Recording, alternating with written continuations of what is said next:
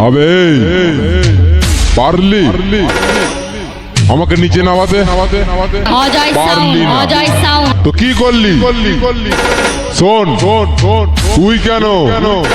তোর god father এলো কিচ্ছু করতে পারবে না শুনে রাখ বস যখন যেটা চাইবে তখনই সেটা করবে কোনো মাইকেলাল এখনো পর্যন্ত জন্ম নেয়নি আমাকে আটকায় থাকলে আয়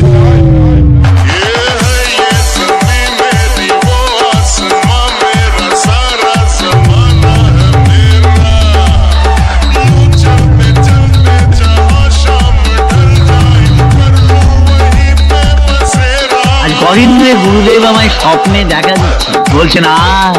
আয় আমার আশ্রমে আয়।